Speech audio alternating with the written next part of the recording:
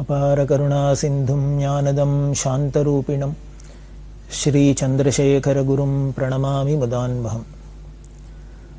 காஞ்சி மகா பெரிவாளோட திவ்ய சரித்திரத்தில் பெரிவாளோட யாத்திரை ரொம்ப விஸ்தாரமானது. அதில் 1964 வருஷம் வியாச பூஜை காஞ்சி திவ்ய க்ஷேத்திரத்தில் பண்ணினா. காஞ்சிபுரத்தில் புதுப்பிரிவா ஜெயேந்திர சரஸ்வதி சுவாமிகளோட வியாச பூஜை ரொம்ப கோலாகலமாக நடந்தது. இன்னொரு விசேஷம், காஞ்சிபுரத்தில் பிராச்சீனமாக சங்கர மடம் இருந்தால் கூட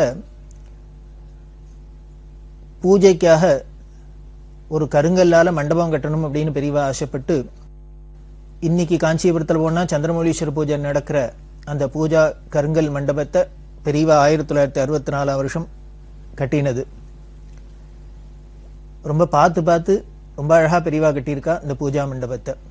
அந்த பூஜா மண்டபத்தில் மார்பிளில் சலவக்கல்ல ஆதிசங்கர பகவத் பாதாள் 4 சிஷ்யாலோட இருக்கிறாப்புல இந்த செபத்தில் பிம்பம் பிரதிஷ்டை பண்ணி, முன்னால் ஆச்சாரியாலோட பாதுகை பிரதிஷ்டை பண்ணி, அதுக்கு முன்னால் சந்திரமௌலீஸ்வர பூஜை நடக்கிறாப்பெல்லாம் ஏற்பாடு பண்ணி இன்னி வரைக்கும் இப்படிதான் நடந்துட்டு இருக்கு. இந்த வியாச பூஜை ரொம்ப விமர்சையாக நடந்தது. 1964 வருஷம் ராமேஸ்வரத்தில் கடுமையான புயல். அந்த புயல்னால சேதம் ரொம்ப, தனுஷ்கோடி அப்படிங்கிறதே மறைஞ்சு போனாப்புல புயல் சேதம் ஏற்பட்டது. அந்த சமயத்துல தான் அங்க இருந்த ஜனங்களுக்கெல்லாம் அரசாங்கம் கூட உதவி பண்ண முடியாத ஒரு ஸ்திதியில பெரியவா அதுக்கு முன்னால யாத்திரையில இருக்கிறதே ஒவ்வொரு இடத்துலையும் போறதையெல்லாம் எல்லார்ட்டையும் ஒரு மூட்டை நெல் அனுப்பு, மடத்துக்கு ஒரு மூட்டை நெல் அனுப்பு அப்படி எல்லாம் கேட்டு வாங்கி இந்த மடத்துக்கு வந்த நெல்லெல்லாம் ராமேஸ்வரத்துக்கு அனுப்பி சொல்லி அங்கே சேகரம் பண்ணி வச்சு இந்த 64 வருஷம் புயல்ல அந்த ஜனங்கள்லாம் அன்ன ஆகாரம் இல்லாத பல நாட்கள் தவிக்கிறதே அவளோட பசிப்பிணியை தீக்கிறதுக்கு அவளுக்கு உதவி பண்றதுக்காகவே இப்படி பல நாட்களா பல வருஷமா பெரியவா அதை கலெக்ட் பண்ணி சேகரம் பண்ணி அவளோட பசிப்பிணியெல்லாம் தீத்தார் அப்படின்னு நமக்கு சரித்திரம் சொல்றது. திரிகால ஞானிங்கிறதுக்கு இதெல்லாம் ஒரு சின்ன சாதாரண ஒரு சிம்பிளான ஒரு உதாரணம். எப்போ புயல் வரப்போறது, இந்த ஜனங்கள்லாம் சாப்பாடு இல்லாத வைக்க போறா அப்படிங்கிறதுக்காக பெரியவா முன்னாலேயே தான் பறிஞ்சுண்டு சாமான்லாம் சேகரம் பண்ணி அவளுக்கு அனுகிரகம் பண்ற. அப்படின்னா நாம ஒரு குறைய பெரியவாள்கிட்ட சொல்லி தான் நமக்கு அனுகிரகம் வாங்கிக்கணுமா என்ன? தேவையில்லை. நமக்கு எப்போ என்ன வரப்போறது, என்னென்ன சிரமம் வரப்போறது, என்னென்ன வேணும், எப்பப்போ என்னென்ன கொடுக்கணுங்கிறது எல்லாம் தெரிஞ்ச திரிகால ஞானி பெரியவா. அப்படிதான் இந்த 64 வருஷம் ராமேஸ்வரத்துல இருந்த தவிச்ச ஜனங்களுக்கெல்லாம் புயல் நிவாரணமா பெரியவா தான் அனுகிரகம் பண்ணினான். 1964 வருஷம் நவம்பர் மாசம் கத்தோலிக்க மத தலைவரான போப்பாண்டவர் ரோமாபுரியிலேருந்து இந்தியாவுக்கு வரதா ஏற்பாடாக இருந்தது.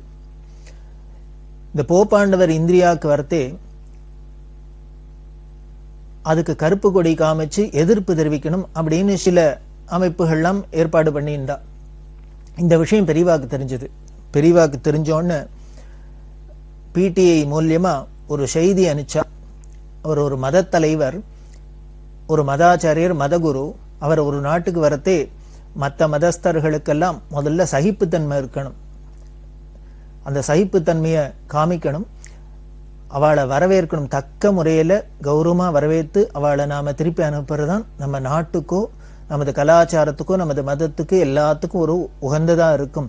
இந்த மத நல்லிணக்கம் நமக்கு எல்லாருக்கும் வரணும் அப்படின்லாம் ஒரு பெரிய செய்தியை பிடிஐ மூலமா அனுப்பிச்சு இந்த கருப்பு கொடி காமிச்சு எதிர்ப்பு தெரிவிக்க இருந்தவாளெல்லாம் பண்ணக்கூடாது அப்படின்னு தடுத்து பெரியவா போப்பாண்டவரோட விஜயம் இந்தியாவில் நல்லபடியா நடக்க முடியுமா பெரியவா வழிசி பண்ணினா. இதை எதை காமிக்கிறது அப்படின்னா பெரியவாளோட சமரச பாவத்தை காமிக்கிறது. எம்மதம் சம்மதம் எம்மதம் சம்மதம் நாமெல்லாம் சும்மா வாயால தான் சொல்லிட்டு இருப்போம்.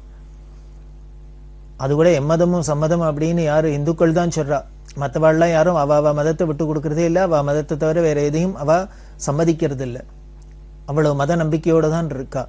அப்படி இருந்தா கூட நாம சம்மதம்னு சொன்னா கூட நமக்கு அது பூர்ணமா இருக்கா அப்படின்னு பார்த்தா சந்தேகமா தான் இருக்கு, கேள்விக்குறியா தான் இருக்கு. ஆனா பெரியவாளுக்கு அதுல துளி கூட சந்தேகத்துக்கே இடமில்லாத எல்லாரையும் ஒன்னா பாக்குறது, எல்லா மதத்தையும் சமமா நடத்துறது, எல்லோருக்கும் கருணையை பொழியறது, எல்லாருக்கும் அனுகிரகம் பண்றது அப்படிங்கிறது ஜாதி மதம் இனம் அப்படின்னு எந்த ஒரு வித்தியாசமும் இல்லாத முழுக்க முழுக்க 100% யாரும் நடந்துட்டா அப்படின்னா பெரியவாளை தான் சொல்லலாம். ஏன்னா எந்த மதத்தோட அனுஷ்டானமும் மனுஷனோட உள்ள இந்த ராகத்வேஷத்தை போக்கி சித்த சுத்தி கொடுக்கறதுக்கு தானே மதம்ங்கிறதே ஒண்ணு இருக்கு. அதான் இங்க பெரியவா எடுத்து காமிச்சா. அப்படி இருக்கிறதே 1964 வருஷம் காஞ்சிபுரத்துல சாதுர்மாசியத்தெல்லாம் முடிச்சுட்டு நேர சந்தவேலூர் அப்படிங்கிற இடத்துக்கு வந்தா. இன்னைக்கு சுங்குவார் சத்திரம் அப்படின்னு சொல்றோம்.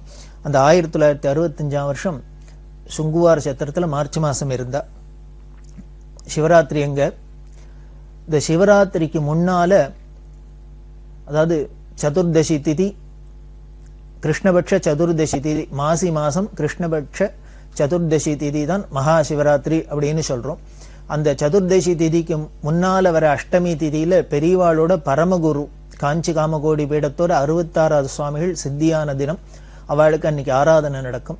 அதுக்கப்புறம் 8ஆம் நாள் சிவராத்திரி ஆனோன்னு அமாவாசானோன்னு மறுநாள் பிரதம அன்னைக்கு பெரியவாளோட குரு ஆராதனை, 67வது சுவாமிகள் ஆராதனை. இந்த ஒரு வார வித்தியாசத்துல சிவராத்திரிக்கு முன்னால ஒண்ணு பின்னால ஒண்ணு அப்படின்னு 2 ஆராதனையும் வரும். அப்படி பரமகுரு ஆராதனை அஷ்டமி அன்னைக்கு ஆயிருக்கு. மெட்ராஸ்ல திருவல்லிக்கேணியில முரளி ஸ்கேஃப் அப்படின்னு ஹோட்டல் வச்சிருந்தா. அந்த குடும்பத்தை சேர்ந்த மீனாட்சி அம்மா அப்படின்னு அவ ரொம்ப பரமபக்தா. அந்த குடும்பமே பெரியவாளுக்கு ரொம்ப பரமபக்தி. இன்று வரைக்கும் மடத்துக்கு பல கைங்கரியங்கள் பண்ணிட்டு இருக்கிறவா. இந்த மீனாட்சி அம்மா என்ன பண்ணினா, பெரியவாளோட பரமகுரு ஆராதனைக்கு சாமான்கள்லாம் வாங்கிட்டு போயிருந்தா.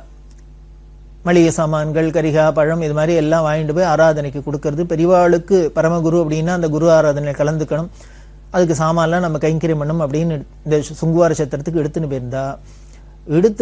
அங்க போனப்புறம் தெரிஞ்சது, பெரியவாள்கிட்ட கொண்டு வச்சா. பெரியவா கிட்ட, ஆராதனை இன்னைக்கு ஆராதனை, நீ சாமான்லாம் கரிகாலாம் கொண்டு வந்திருக்கியோ அப்படின்னா. ஆமாம் அப்படின்னா. இந்த அம்மா என்ன பண்ணிட்டா, இந்த பஞ்சாங்க வித்தியாசங்கள்ல இந்த அம்மா பார்த்த பஞ்சாங்கப்படி இன்னைக்கு ஆராதனை, ஆனா மடத்து பஞ்சாங்கப்படி நேத்திக்கே ஆராதனை ஆயிடுத்து. அது இந்த அம்மாவுக்கு தெரியாது. இன்னைக்கு தான் ஆராதனை அப்படின்னு நினைச்சு சாமான்லாம் கொண்டு வந்துட்டா. பெரியவா அந்த விஷயத்த சொன்னா, நீ இன்னைக்கு கொண்டு வந்திருக்கியே, நேத்திக்கே ஆராதனை ஆயிடுத்து, மடத்து பஞ்சாங்கப்படி நேத்திக்கு ஆராதனைன்னு உனக்கு தெரியாதோ அப்படின்னா.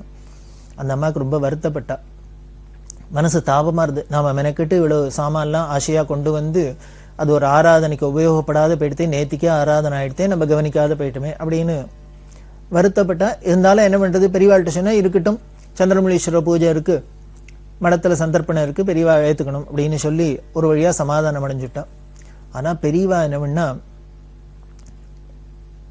மடத்து வாத்தியாரை கூப்பிட்டு, இங்க யாரானும் கார்த்தாலேருந்து காப்பி கீப்பி சாப்பிடாத ஒண்ணும் இருந்தாலும் அவள்கிட்ட யார்ட்டையானும் 4 பேரை இருக்க சொல்லு, இன்னைக்கு திருப்பி ஆராதனை பண்ண போறது குருவுக்கு அப்படின்னா. இந்த மீனாட்சி அம்மாவை கூப்பிட்டு, நீ எல்லா சாமானும் கொண்டு வந்துட்ட, இதுல வஸ்திரம் தான் இல்ல, நீ ஒண்ணு பண்ணு, காஞ்சிபுரத்துக்கு போய் 4 வேஷ்டி வாங்கிட்டு வா அப்படின்னா. அந்த அம்மா சொன்னா, நான் அவ்வளவுக்கு பணம் எல்லாம் கொண்டு வரல அப்படின்னா. பரவாயில்ல, மடத்திலேருந்து வாங்கிக்கோ, உனக்காக வாங்கிட்டு வந்து தரச்சொறேன், அந்த வஸ்திரத்தையும் கொடு, இன்னைக்கு திருப்பி இன்னொரு தரம் ஆராதனை பண்ணிட்டா போறது அப்படின்னு சொல்லி எல்லா சாமானியும் உடனே சமையல் கட்டில கொடுத்து ஆராதனை சமைக்க சொல்லி, அங்க நியமமா இருந்த ஆச்சாரமா இருந்த 4 பேரையே திருப்பி வரைச்சு இந்த அம்மாவுக்காக மெனக்கிட்டு காஞ்சிபுரத்துல போய் 4 வஸ்திரத்தை வாங்கிட்டு வர தர சொல்லி எல்லாம் பண்ணி யதோக்தமா இன்னைக்கு மறுநாளும் ஆராதனை நடந்தது. பூர்த்தியா ஆயிடுத்து ஆராதனை எல்லாம் ஆகி, தீர்த்தநாராயண பூஜை எல்லாம் ஆகி, பெரியவா அக்ஷத பிரசாதம் கொடுத்தா. அக்ஷத பிரசாதம் கொடுத்தேன். இந்த மீனாட்சி அம்மா கூட்டு அக்ஷத பிரசாதம் கொடுக்கறதே இந்த அம்மா ரொம்ப சந்தோஷம். எதிர்பார்க்காத நேத்திக்கே ஆராதனை ஆயிடுத்துன்னு நினைச்சது போக, இன்னைக்கு திருப்பி 2ஆம் தரம் ஆராதனை பண்ணி தான் சாமான்லாம் கொண்டு வந்துட்டோம் அப்படிங்கிறதுக்காக பெரியவா பரம கருணையினால ஆராதனை பண்ணி, மடத்துல இதுக்கு ஆராதனை பண்ணோம்னா அதுக்கு உண்டான சிரமங்கள்லாம் படணும் இல்லையோ, இப்படி எல்லாம் ஆயிடுத்து அப்படின்னு ஒரு பக்கம் சந்தோஷம். இருந்தாலும் நாம பெரியவாளை சிரமப்படுத்திட்டுமே அப்படின்னு ஒரு வருத்தம். அதனால அக்ஷதை வாங்கிக்கிட்டு பெரியவாள்கிட்ட நமஸ்காரம் பண்ணி, மன்னிச்சுக்கணும், நான் நேத்திக்கு ஆராதனைன்னு தெரியாத, நான் கவனிக்காத இருந்துட்டேன், இன்னைக்கு சாமான் தான் இன்னைக்கு தான் கொண்டு வந்தேன், இருந்தாலும் பெரியவா சிரமத்தை பார்க்காத இன்னைக்கு திருப்பி ஆராதனை பண்ணிட்டா, எனக்கு ரொம்ப சந்தோஷமா இருக்கு, பெரியவா கையால பிரசாதம் வாங்கிக்கிறது, பெரியவாளை மடத்துல சிரமப்படுத்தினதுக்கு மன்னிச்சுக்கணும் அப்படின்னு நமஸ்காரம் பண்ணினா, அதுக்கு பெரியவா சிரிச்சுனே சொல்றா, மன்னிச்சுக்கணுமா உன்ன,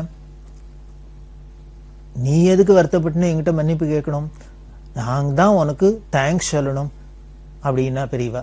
இந்த அம்மாவுக்கு புரியல, எதுக்கு பெரியவா தேங்க்ஸ் சொல்லணும்னு பெரிய வார்த்தையெல்லாம் உபயோகப்படுத்துறாளே. பெரியவா சொல்றா, நேத்திக்கே அரேதனை ஆயிடுத்து, நீ தவறுதலா இன்னைக்கு திருப்பி சாமான் கொண்டு வந்ததுனால என்ன ஆயிடுத்துன்னு, என்னோட பரமகுருநாதரை இன்னொரு தரம் ஸ்மரிக்க முடியுமா, 2ஆம் தரம் ஸ்மரிக்க முடியுமா, எனக்கு ஒரு பாக்கியத்தை ஒன்னால கிடைச்சது.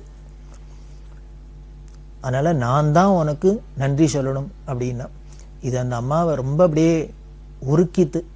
பெரியவாளோட குருபக்தி என்னன்னு சொல்றது, என்ன ஆசை பாருங்க. நம்மளா இருந்தா ஒரு காரியம் நேத்திக்கே ஆயிடுத்து, இன்னைக்கு ஒரு தரம் பண்றதுக்கே நமக்கு அலுப்பா இருக்கு, சிரமமா இருக்கு. பித்திரு சாதம், அம்மாவுக்கு சாதம், அப்பாவுக்கு சாதம் அப்படின்னா எல்லாருக்கும் வருஷத்துக்கு ஒரு தரம் பண்றதுக்கே நமக்கு ஏதோ கடனா பயந்துன்னு பண்றோம். ஆனா பெரியவா என்ன பண்றா அப்படின்னா, ஒரு தூரம் பண்றது இல்லையா, திருப்பி திருப்பி பண்ணணும்னா தன்னோட குருவுக்கும் பரமகுருக்கெல்லாம் பண்றதுதான் பெரியவாளுக்கு அவ்வளவு சந்தோஷமா இருக்கு.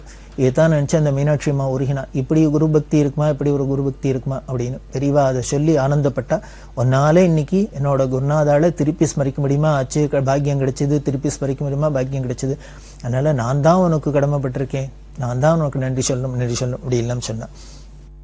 இப்படி இந்த சுங்குவார சத்திரத்துல திருப்பி ஆராதனை, அதாவது பூஜை எல்லாம் நடந்தாக்க என்ன பண்ணுவோம், வரலட்சுமி நோன்பு, பிள்ளையார் சதுர்த்தி, இது மாதிரி பூஜை எல்லாம் பண்ணினா அன்னைக்கு உடனே பூஜை பண்ணிட்டு அப்படியே சுவாமியை விட்டுறது இல்லை. உடனே மறுநாளைக்கு புனர் பூஜை அப்படின்னு பண்ற வழக்கம்.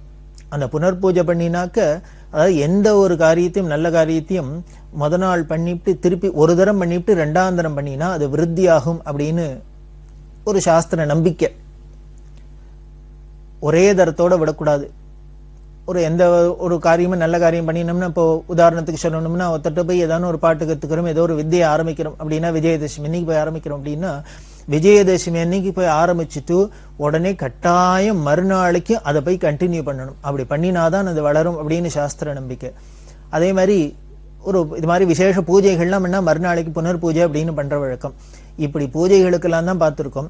ஆனா பெரியவா இங்க என்ன பண்ணினார், குருவோட பரமகுருவோட ஆராதனை பண்ணிட்டு மறுநாளைக்கு திருப்பி புனர் ஆராதனையும் பண்ணி திருப்பி திருப்பி தன்னோட குருநாதரை பரமகுருநாதரை ஸ்மரிச்சுட்டே இருக்கணும் அப்படின்னு பண்ணி காமிச்சிருக்கா நமக்கு. இப்படி பெரியவா சரித்திரத்துல பார்த்தீங்கன்னா பல விஷயங்கள் நமக்கு ரொம்ப அபூர்வமான இது மாதிரி விஷயங்கள்லாம் கிடைக்கும். இதெல்லாம் ஒரு படிப்பினை, இதெல்லாம் நம்ம தெரிஞ்சுக்கலாம், நமக்கே இது ஒரு பெரிய பிரமாணம் மாதிரி இருக்கும். அப்படி இந்த சுங்குவார சத்திரத்துல தான் நடந்தது. இந்த சுங்குவார சத்திரத்துல இருக்கிறதே மகாபெரிவாளோட பக்தர்கள்ல ஒருத்தர் பான்ஸ் நாராயணன் அப்படின்னு, இவ அக்கா நாகலட்சுமி அப்படின்னு, பம்பாய் நாகலட்சுமி அப்படின்னு சொல்லுவா. இந்த நாகலட்சுமி அம்மா எல்லாம் எப்படி கிருஷ்ண பரமாத்மாவை சுத்தி கோபிகாஸ்திரிகள்லாம் இருந்தாலும் தன்னோட வீடு வாசல் கணவன் குழந்தைகள் இப்படின்னு எந்த ஒரு சொந்த பந்தத்தையும் பாராட்டாத கிருஷ்ணர் கிருஷ்ணர் கிருஷ்ணர் கிருஷ்ணர்னு அவனையே நினைச்சுண்டு உருகி உருகி பக்தி பண்ணியிருந்தாலும் அவளுக்கு துல்லியமா இந்த நாகலட்சுமி, பொள்ளாச்சி ஜெயம்ங்கிறவா, இந்த வேண நீலா, இது மாதிரி பல பக்தாள் பெரிவாள்கிட்ட இருந்தா. அதுல இந்த நாகலட்சுமியோட தம்பி தான் பான்ச நாராயணன். இந்த நாகலட்சுமி அம்மா தன்னோட புள்ள இந்த பான்ச நாராயணன் தம்பி வா 2 பேரையும் அழிச்சுன்னு பெரிவாள்கிட்ட இந்த சுங்குவார சத்திரத்துல வந்து தரிசனம் பண்ணி வைக்கிறா. அந்த அம்மா பெரிவாள்கிட்ட பிரார்த்தனை பண்ணினா, என் குடும்பத்துல மற்றவாளுக்கெல்லாம் ஒருத்தருக்கும் பெரியவாளை பத்தி அதிகமா ஒன்றும் தெரியல, பக்தி வளரணும் எல்லாருக்கும், இவன் என் தம்பி, இவனுக்கு பெரியவாள்கிட்ட எப்பொழுதும் பக்தி இருக்கணும் அப்படின்லாம் பிரார்த்தனை பண்ண பெரியவா பூர்ணமா அனுகிரகம் பண்ண. அப்படி பூர்ணமா அனுகிரகம் பண்ணது என்ன ஆச்சுன்னு, அதுக்கப்புறம் அன்னிலேந்து ஆரம்பிச்சு இந்த நாராயணன் கடைசி மூச்சு உள்ள வரைக்கும் பெரியவா பெரியவா பெரியவா அப்படின்னு பெரியவாளுக்கு அடிமையா, பெரியவாளுக்கு அதுக்கப்புறம் பல கைங்கரியங்கள் பண்ணியிருக்கா, பல கைங்கரியங்கள்லாம் பண்ணியிருக்க. இந்த நாகலட்சுமி இந்த பான்சனானோட அம்மா எப்படி காலமானா அப்படின்னு பார்த்தா ஆச்சரியமா இருக்கும். பெரியவா நினைச்சா யாருக்கெல்லாம் எப்படி வேணா அனுகிரகம் பண்ணலாம் அப்படிங்கிறதுக்கு ஒரு சாட்சி. பெரியவா திருவத்தியூருங்கிற இடத்துல இருந்தா இந்த பான்சனாரன்னு தன்னோட அம்மாவை அழிச்சுன்னு பெரியவாள்கிட்ட போனார். அந்த அம்மா ரொம்ப ஆச்சார அனுஷ்டானம் உள்ளோ, பெரியவா தானே மந்திரோபதேசம் பண்ணணும் அப்படின்னு பிரார்த்தனை பண்ணினா. பெரியவா உடனே ஒரு பரமேஸ்வரனோட நாமத்தை சொல்லி இதை எப்பொழுதும் சொல்லின்று அப்படின்னு சொன்னான்.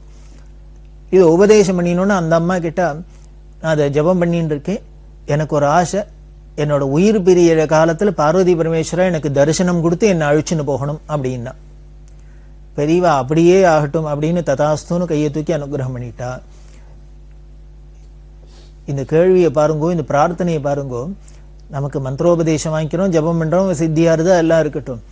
அந்த அம்மா கேட்டது தன்னோட அந்திம காலத்துல பார்வதி பரமேஸ்வரன் நேர தரிசனம் கொடுத்து அழிச்சுன்னு போகணும் அப்படின்னு கேட்கிறான்னா, பெரியவாளும் சர்வசகஜமா ஆகட்டும், அப்படியே ஆகட்டும் அப்படின்னு அனுகிரகம் பண்றான்னா பெரியவா பேருப்பட்ட சர்வசக்தன் அப்படிங்கிறத நாம இதுலேயும் தெரிஞ்சுக்கலாம். அந்த அம்மா கேட்டுட்டா நிஜமாவே நடந்ததோ அப்படின்னா நிஜமாவே நடந்தது. அதுக்கப்புறம் பல வருஷம் கழிச்சு இந்த அம்மாவுக்கு பல பிள்ளைகள், அதுல மூத்த பிள்ளை திருச்சியில இருந்தா, அந்த திருச்சியிலவே மூத்த பிள்ளையாத்துல இருக்கா. அம்மாவுக்கு உடம்பு சரியில்லை அப்படின்னு விஷயங்கள்லாம் வந்தது. பான்சநாராயணன் பேருந்தர். அவர் சனி ஞாயிறு வாழாவரம் லீவுக்கு அம்மாவுக்கு போய் கைங்கரியம் பண்ணிட்டு வருவார். அப்படி ஒரு வெள்ளிக்கிழமை ராத்திரி கிளம்பி திருச்சிக்கு போயிட்டு ஞாயிற்றுக்கிழமை ராத்திரி கிளம்பி திரும்பி வரப்போறார், மெட்ராஸ்க்கு வரப்போறார். என்ன திங்கக்கிழமை ஆஃபீஸ் போகணும் அப்படின்னு. ஞாயிற்றுக்கிழமை கிளம்புறதே அந்த அம்மா சொன்னா, இன்னைக்கு ஒரு நாள் இருந்துட்டு போடா, நாளைக்கு ஊருக்கு போடா அப்படின்னா. இவர் சொன்னார், இல்லைம்மா நான் ஆஃபீஸ் சாவி எல்லாம் எடுத்துன்னு வந்திருக்கேன். ஏன்னா ஒரு பெரிய பொறுப்பில் இருக்கிறதுனால நான் சாவியை எடுத்துன்னு வந்திருக்கேன். இந்த வார லீவுனால நான் இந்த லீவில் வந்தேன் வழியே நான் லீவு போட்டுட்டு வரல, ஆஃபீஸில் சொல்லிட்டு வரல, அதனால நான் அவசியம் போய் தான் ஆகணும் அப்படின்னா. அந்த அம்மா சொன்னா, இன்னைக்கு ஒரு நாள் ராத்திரி இருந்துட்டு போகப்படாதா அப்படின்னு சொன்னா. இவர் அதை மீறிண்டு வந்துட்டார். ஏன்னா பொறுப்பு இருக்கிறதுனால சாவி எடுத்துன்னு வந்திருக்கார். இவர் ரயிலில் வந்துன்னு இருக்கார். அந்த கீழே அந்த அதாவது என்ன சொல்லுவோம் லோயர் பர்த், அதில் படுத்துன்னு வந்துட்டு இருக்கார். வெளியில ஜன்னல் திறந்து இருக்கு. இவர் ஜன்னலை பார்க்க தலையை வச்சுன்னு படுத்துட்டு இருக்கார். என்னமோ மனசுல ஒரு தவிப்பு. அம்மா அப்படி சொன்னாலே, கெஞ்சினாலே, இன்னைக்கு ஒரு நாள் ராத்திரி இருந்துட்டு போடான்னு அதை தட்டின்னு நாம வந்துட்டோமே, நமக்கு இப்படி ஒரு உத்தியோக நிர்பந்தம் மத்தியா அப்படின்னு மனசு தாப்பப்பட்டுட்டே இருக்க. தூக்கம் வரல. அப்படி பார்த்துட்டே ஜன்னலை பார்த்துன்னு வந்துட்டே இருக்கிறதே திடீர்னு ஆகாசத்துல பார்த்தாக்க ஒரே ஒரு லைட்டு போட்டாப்புல பெருசா ஒரு ஜோதி, சூரியன் மாதிரி ஒரு ஜோதி தெரிஞ்சது. ஆனா ட்ரெயின் போயின்னு இருக்கு. ஜன்னல் வழியால தான் இதை பாக்குற. இவருக்கு திடீர்னு இப்படி தெரிஞ்சோடனே கொஞ்ச நேரத்தில் அது மறைஞ்சு போயிடுத்து. தூக்கம் வரல. பிறண்டு படுத்துன்னு பக்கத்துல இன்னும் இந்த பரத்துல படுத்துன்னு அவர் திடீர்னு என்ன பண்ணார், ஏந்துட்டு இந்த நாராயண கேட்டார், சார் நீங்க பார்த்தா ஒரு அதிசயம், ஜன்னலுக்கு வெளியில என்னமோ இந்த அர்த்தராத்திரியில ஏதோ ஒரு பெரிய லைட்டு போட்டாப்புல பிரகாசமா தெரிஞ்சுதே அப்படின்னு. அவரும் பக்கத்துல இருந்தோன்னு சொன்னோன்னே நாராயணனுக்கு ஆச்சரியம் வந்து, நாம தான் ஏதோ பிரமையில ஏதோ பார்த்தமாக்குன்னா பக்கத்துல இருந்தோரும் பார்த்திருக்காரு அப்படின்னு ஒரு ஆச்சரியம். சரி என்ன எதுன்னு புரியல. திடீர்னு பாதிராத்துல ஆகாசத்துல ஒரு நிமிஷம் ஏதோ ஒரு ஜோதி மாதிரி தெரிஞ்சுதே அப்படின்னு வந்துட்டா. அதுக்குள்ள மாம்பலம் ஸ்டேஷன் வந்துடுத்து. நாராயணன் இறங்கினார். இறங்கினோடனே அவ குடும்பத்திலேருந்து ஒருத்தர் வந்து ஸ்டேஷன்லயே நிக்கிறார். எதுக்கு அப்படின்னா, உங்க அம்மா ராத்திரி காலமாயிட்டா, திரும்பி நீங்க திருச்சிக்கு போகணும் அப்படின்னு. இது நாராயணனுக்கு ஆச்சரியமா இருந்தது. இதுக்குதான் அம்மா சொல்லியிருக்கா போல இருக்கு, இன்னைக்கு ஒரு நாள் ராத்திரி இருந்துட்டு போகணும், நமக்கு அது புரியாத அஜ்ஞானத்துல வந்துட்டுமே அப்படின்னு. திரும்பி உடனே பஸ் பிடிச்சி ஊருக்கு போனார்.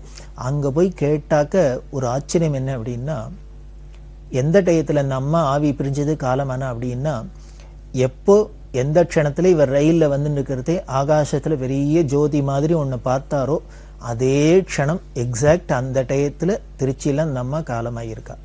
இது எதை குறிக்கிறது அப்படின்னு, அந்த அம்மா திருவத்தி உலகத்தை பெரியவாள்கிட்ட கேட்டாலும் இல்லையோ, எனக்கு அந்திம காலத்துல பார்வதி பரமேஸ்வரர் வந்து தரிசனம் கொடுத்து என்னை அழிச்சுன்னு போகணும் அப்படின்னு. அந்த அருட்பெரும் ஜோதி தனிப்பெரும் கருணை அப்படிங்கிற அந்த ஜோதி ஸ்வரூபமான பரமேஸ்வரன் தான் இவ தாயாருக்கு தரிசனம் கொடுத்து அழிச்சுன்னு போயிருக்காங்கிறத உணர்த்தணும், தெரியப்படுத்தணுங்கிறதுக்காக தான் போல இருக்கு. இந்த ரயில்ல போயிருந்த நாராயணனுக்கும் இந்த ஜோதி ஸ்வரூபமா ஆகாசத்துல திடீர்னு ஒரு தரிசனம். காரணம் என்னன்னு, இவ அம்மா பெரியவாள்கிட்ட கேட்கறதே, அந்திம காலத்துல எனக்கு ஈஸ்வரன் தரிசனம் கொடுத்து அழிச்சுன்னு போகணும்னு பெரியவாள்கிட்ட பிரார்த்தனை பண்ணி பெரியவா அனுகிரகத்தை சாட்சியா இருந்தவர் இந்த நாராயணன் தான். இது நடந்திருக்கா அப்படிங்கிறதுக்கும் சாட்சியா அந்த நாராயணனுக்கு தெரியணுமே, அதனாலதான் ஆகாசத்துல ஒரு ஜோதி ஸ்வரூபம் தெரிஞ்சது போல இருக்கு. இதான் பெரியவாளோட தபஸுக்கும் அவளோட அனுகிரகத்துக்கும் நமக்கெல்லாம் எடுத்துக்காட்டா இருக்கு. இப்படி அந்த பான்ச நாராயணன் முதல்ல பெரியவாளை சரணாகதி பண்ணினது இந்த சுங்குவார் சத்திரம்ங்கிற இடத்துல தான். அப்படி சுங்குவார் சத்திரத்துல யாத்திரையெல்லாம் முடிச்சுட்ட பெரியவா மெட்ராஸ்க்கு விஜயம் பண்ண போறா. 1965 மார்ச் மாசம் 14 சென்னைக்கு விஜயம் பண்ணினா. சென்னைக்கு விஜயம் பண்றதே அங்க சிவா விஷ்ணு கோவில்ல அகில பாரத வேத சம்மேளனம் ஒண்ணு நடந்தது. ரொம்ப விமர்சையா அகில பாரத வேத சம்மேளனம் நடந்தது. அந்த வேத சம்மேளனம் சிவா விஷ்ணு கோவில்ல நடந்ததுக்கு ஞாபகார்த்தமா பெரியவா என்ன பண்ணா, வேதாரண்ய மகாமண்டபம் அப்படின்னு ஒரு பெரிய மண்டபம் அங்க எழுப்பணும் அப்படின்னு ஆசைப்பட்டு அதுக்கு அடிக்கல் நாட்டினா. அப்படி இருக்கிற பெரியவா 1965ஆம் வருஷம் சித்திர வருஷ பரப்பும் போது திருவல்லிக்கேணியில இருந்தா. திருவல்லிக்கேணியில வசந்த பங்களா அப்படின்னு இருக்கு, அதில் தான் பெரியவா தங்கியிருந்தா. அப்போ புதுப்பிரிவா ஜெயேந்திர சரஸ்வதி சுவாமிகள் தலைமையில ஒரு பெரிய வித்வத் சதஸ் நடத்த ஏற்பாடு பண்ணினா. அந்த வித்வத் சதஸ் ரொம்ப கோலாகலமா நடந்தது. அந்த 65ஆம் வருஷம் சித்திர வருஷ பரப்பன்னைக்கு பெரியவா திருவல்லிக்கேணியில இருக்கிறதே சங்கீத வித்வான்கள் எல்லாருமா சேர்ந்துன்னு ஒரு 200 பேருக்கு மேல வித்வான்கள் எல்லாருமா ஒன்று கூடி, அல்ல மகாராஜபுரம் விஸ்வநாத ஐயர், முசிறி சுப்பிரமணிய ஐயர், அரியக்குடி ராமானுஜயங்கர் முதலான பெரிய மகா வித்வான்கள் எல்லாருமா சேர்ந்து இன்னும் கிட்டத்தட்ட 200 வித்வான்களுக்கு மேல எல்லாரும் வந்து வருஷப்பரப்பன்னைக்கு காலங்கார்த்தால தியாகராஜ சுவாமிகளோட பஞ்சரத்ன கிருதி முதலானதெல்லாம் பாடினா. பாடிட்டு எல்லாரும் சங்கீத அஞ்சலி பண்ணி 1800 ரூபாய் காணிக்க சமர்ப்பணம் பண்ணினா சங்கீத வித்வான்கள்லாம் சேர்ந்து. இன்னைக்கும் பார்த்தேன்னா வருஷப்பரப்பன்னைக்கு காஞ்சிபுரத்துல பெரியவா அதிஷ்டானத்துக்கு முன்னால அதே மாதிரி ஆச்சாரியெல்லாம் எங்க கேம்ப்ல இருக்காளோ அங்கெல்லாம் வித்வான்கள்லாம் வந்து வருஷப்பரப்பன்னைக்கு எல்லா வித்வான்களும் முடிஞ்ச வரைக்கும் எத்தனை வித்வான்கள் வர முடியுமோ வந்து தியாகராஜ சுவாமிகளோட பஞ்சரத்ன கிருதி பாடுறது, சங்கீத அஞ்சலி பண்றதெல்லாம் இன்னி வரைக்கும் ஒரு பழக்கமா இருக்கு. இது 1965ஆம் வருஷம் ஆரம்பிச்சது, இன்று வரைக்கும் தொடர்ந்து நடந்துட்டு வருது. இது என்றைக்கும் நடக்கும் அப்படின்னு நாம பெரியவாள்கிட்ட பிரார்த்தனை பண்றோம். அந்த வசந்த பங்களால இருக்கிறதே பண்டிட் ரவிசங்கர் அப்படிங்கிற பெரிய சிதார் வித்வான். அவர் அல்லாரக்காங்கிற தபலா மேதை இவாளோட வந்து பெரியவாளுக்கு முன்னால கச்சேரி பண்ணினு. ரவிசங்கர் அல்லாரக்கா தபலாவோட சித்தார் வாத்தியம் கச்சேரி பண்ணினு ரொம்ப கந்தர்வகானமா பொழிஞ்சர். அப்படி பொழிஞ்சுட்டு பெரியவாளும் ரொம்ப ஆனந்தமா கேட்டு ரசிச்சு அவருக்கு அனுகிரகம் எல்லாம் பண்ணினா. பின்னால ரவிசங்கர் இந்த அனுபவத்தை சொல்ற. தானும் பல இடத்துல போய் பல இடங்கள்லாம் எவ்வளவோ ஒரு பெரிய இடங்கள்லாம் வாசிச்சிருக்கோம். இருந்தா கூட இப்படி பெரியவா சன்னதியில இன்னைக்கு வாசிச்சது இந்த கச்சேரிக்கு ஈடு இனிமே எனக்கே சொல்ல முடியாது. அப்படி ஒரு ஆனந்தம், மனசுல என்னன்னு சொல்ல தெரியல, வார்த்தையால விவரிக்க தெரியல, என்னமோ ஒரு குதூகலமா இருக்கு, ஆனந்தமா இருக்கு, அப்படி ஒரு அமைதியா இருக்கு. இப்படி ஒரு அனுபவம் எனக்கு என் ஆயுசுல இது வரைக்கும் ஏற்பட்டது இல்லை, இந்த பெரியவா சன்னதியில ஏற்பட்டது அப்படின்னார். அது என்ன சார், வாயால சொல்ல முடியாத, வார்த்தைகளால சொல்ல முடியாத கூட ஒரு எக்ஸ்பீரியன்ஸ் இருக்குமா என்ன? அது என்ன நடந்திருக்கும் அப்படின்னா வேற ஒண்ணும் இல்லை. பிரம்மானுபவம் ஏற்பட்டதுன்னா, பிரம்மானந்தத்தை ஒருத்தர் அடைஞ்சார்னா அதை என்னன்னு வார்த்தையால சொல்றது, அது எப்படி இருக்கும்னு சொல்றது? அமிர்தம் சாப்பிட்டோம் அப்படின்னா ஏதோ காஃபி சாப்பிட்டேன், இதுமே ஆர்லிக் சாப்பிட்டேன், அது சாப்பிட்டேன், இது சாப்பிட்டேன்னா உடனே இப்படி இருந்தது அப்படி இருந்ததுன்னு சொல்லிவிடலாம். அமிர்தத்தை குடிச்சவருக்கு எப்படி இருக்கும்னு என்ன சொல்ல முடியும்? அது மாதிரிதான் இந்த எத்தனையோ அனுபவங்கள், லௌகீகமான அனுபவங்களுக்கும் பரம தெய்வீகமான இந்த பிரம்மானந்தத்துக்கும் இதான் வித்தியாசம். அதைத்தான் பண்டிட் ரவிசங்கரும் சொன்னார். இந்த அனுபவம் எனக்கு முன்னாலே ஏற்பட்டதில்லை, அப்படி ஒரு ஆனந்தம் அப்படின்னு சொன்னார். இப்படி பல பேருக்கு பிரம்மானந்தத்தை கொடுத்துட்டு இருக்கிற பெரியவா தன்னோட அந்த திவ்ய தரிசனத்தை கொடுத்து எல்லாருக்கும் ஆனந்தத்தை கொடுத்தாங்க பெரியவா. இன்னும் எப்படி இல்லாம் இங்க யாராருக்கெல்லாம் என்னென்ன அனுகிரகம் பண்ணாங்க தொடர்ந்து பார்க்க போறோம்.